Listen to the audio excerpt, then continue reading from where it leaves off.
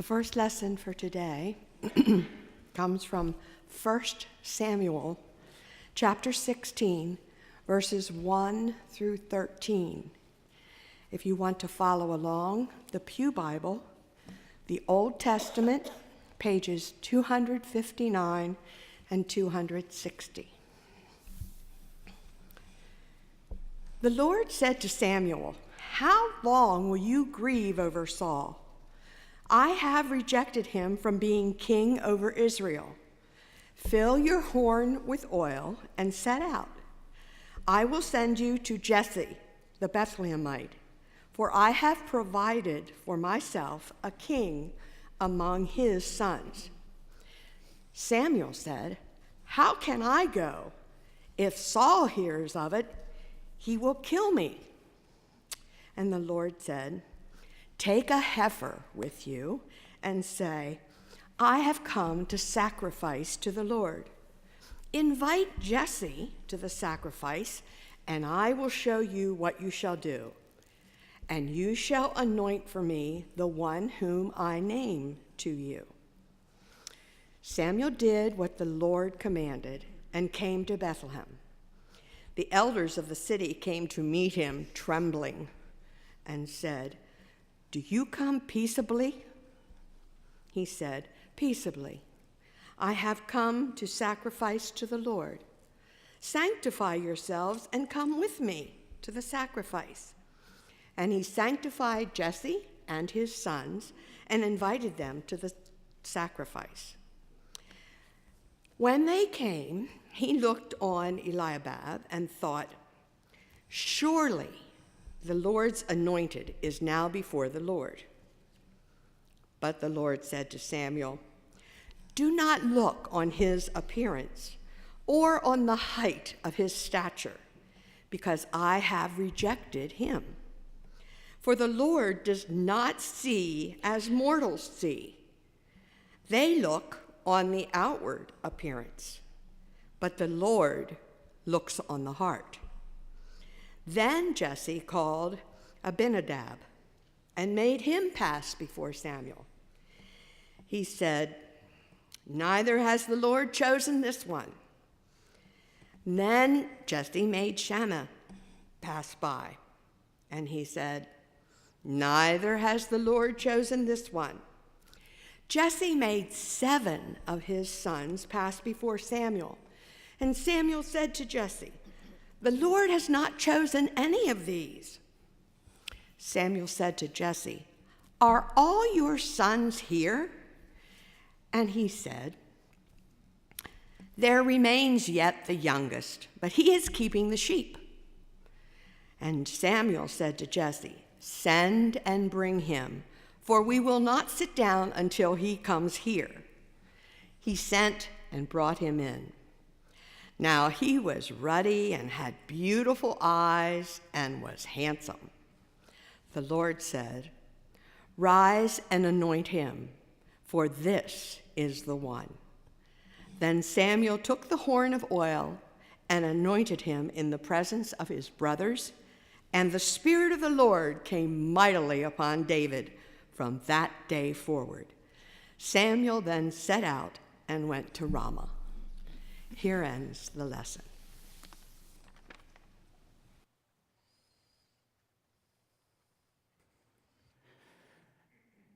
And now it's time to enter into our time with the New Testament lesson.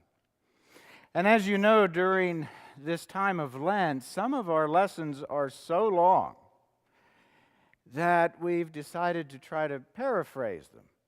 And Kathy's been sitting in the rocker and taking a few minutes to paraphrase the story. But today's story is so long that I need most of our conversation time to share the story with you. So rather than sitting down, I'm just going to go ahead and start with the story. And I would invite you to walk along with me. We're reading from the Gospel of John, the whole of chapter 9. Now, a couple things about reading from the Gospel of John. First of all, John is the final gospel that was written. And it's a conversation between us, not us to them out there. In John's day, it was a conversation between different Jewish groups to challenge them and to keep the credibility of John alive. I just want to make it sure that when we talk today, my comments are relating to us within the Christian movement, within the Christian church. I'm not talking about them. Another thing about John. When we read Matthew, Mark, and Luke, we don't read John quite the same way. Because when we read Matthew, Mark, and Luke, they're gospels about the divine becoming human. But when we read the Gospel of John, we're talking about the human becoming divine. And so throughout John's Gospel, we have references to a glass of water becoming the living water. We have references to a loaf of bread becoming the bread of life. Keep those things in mind as we go on our journey. Now also, with John, I think it would be helpful to review a little bit of history. I know that not everybody is a history buff, so I'll try to keep this really short. You know that when Jesus walked on earth, the Jews were very resentful of the Romans occupying their land. It made life difficult for them. They were taxed excessively. There wasn't much left over, and they resented it. They resented it also for a deeper reason, because this land that they were on was given to them by God. It was holy land. And to have these outsiders, these foreigners walking around was desecrating this holy land. So there was a lot of resentment over the years. Jesus was crucified 30 to 33. The Romans stayed on. And finally, in the year 66, they had enough. There were different groups of Jews, 5 different groups that we'll talk about. The Zealots decided to make a stand, and they initiated a revolt. And the Sadducees and the Essenes also joined in and sent in armies, and they fought the Romans. The Romans were the largest, most refined army the world has ever seen, and the Jews sent them out of the territory. They retreated. The Romans retreated. I think the Jews were probably as surprised as the Romans. But it was a time of celebration, and it was a time of concern, because everyone knew that the Romans would be back. So between 66 and 68, it was a time when the Jews were preparing, just in case they were going to come back. And they built armies and they built reinforcements. And in 68, yes, the Romans did come back. And they came back in force. And they started moving up the line.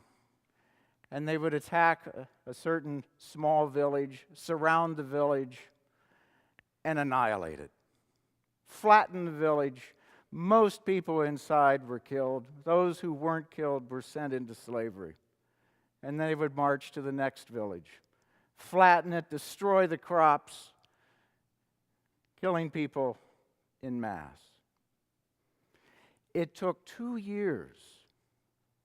The Jews didn't give up easily. But by the year 70, the Romans were surrounding Jerusalem. And within a few months, Jerusalem also fell. The Romans were not happy about this revolt. They were angry. The Roman generals were humiliated that this band of peasants had them locked down in this 2-year war. The Roman leaders couldn't quite understand how it was that these generals on the ground couldn't take care of this a little bit quicker. So there wasn't much tolerance. The city was flattened, the temple was destroyed, and most of the inhabitants were killed. There was only one more battle to happen, and that was at Masada, a few miles to the north. So within a couple months after the fall of Jerusalem, the entire revolt was squashed. Out of the 5 groups, and when I talk about groups, it's all Jewish groups. It's kind of like Episcopalians and Lutherans and Methodists and so forth. Within the Jewish community, you had 5 different groups. The Zealots were killed off. The Essenes and the Sadducees, those that were left, had lost their influence. After the year 70, the only 2 groups that were left within the Jewish community were the Pharisees and the Jewish people who were following Jesus. So just a couple years before, you had 5 groups kind of balancing religious life, political life, and now all of a sudden you have 2 groups vying to fill that vacuum that's been left. And that struggle between the Pharisees and the Jews following Jesus would go on for decades. And gradually the Pharisees started to gain the momentum. And this is the context in which the Gospel of John was written. John loved Jesus. He experienced in Jesus a profound reality of God that he couldn't understand how it was that the Pharisees couldn't see this. And he wanted the world to understand that within this person, Jesus, is God. So we start our story. It starts off with a blind man. It's the Sabbath day. The disciples and Jesus are walking along, and the disciples see a beggar, a blind beggar, sitting on the side of the road, and they ask a question that reflects the thinking of the day. Jesus, this blind man, was it he that sinned, or was it his parents that sinned? And Jesus, with his answer, was basically telling the disciple, today you're going to see something that's going to be out of the ordinary, but it's not about this blind beggar. It's about God. And then the story goes on. Remember, it's the Sabbath day. And Jesus picks up some dirt, and he spits into the dirt. And then he starts to knead the dirt and the moisture together. On the Sabbath day, kneading is forbidden. So he kneads it together, and he goes over to the blind man, and we have no reference of any conversation between Jesus and the blind man. It's just all of a sudden, he puts the mud in the blind man's eye, and he asks him to go wash in the sacred pool. And he does. And he comes back, and he can see. Oh, my word, he's been blind since birth, and he can see. And now we walk into this kind of extended conversation. People see this blind man coming towards them, and he is happy, and he's greeting them. And isn't that the blind man that was over the beggar? Oh, it can't be. It must be somebody that looks like him. And the blind man comes over and says, "No, it was me. I was blind, but now I can see." "Nah, it can't be. It can't be. It's me." So they take him to the Pharisees. And the Pharisees ask what's going on. And he explains again. "I don't know who he is, but somebody came along and put mud in my eye and told me to go wash, and now I can see." They weren't convinced. So they said, "Let's talk to the parents." So they brought the parents in. Parents looked at him. Said, "Yeah, it's our son. He was born blind. And it looks like he can see. I don't want to really get involved in this." See, the parents kind of knew there was a tussle between the Pharisees and the followers of Jesus. They didn't want to get in the middle of it.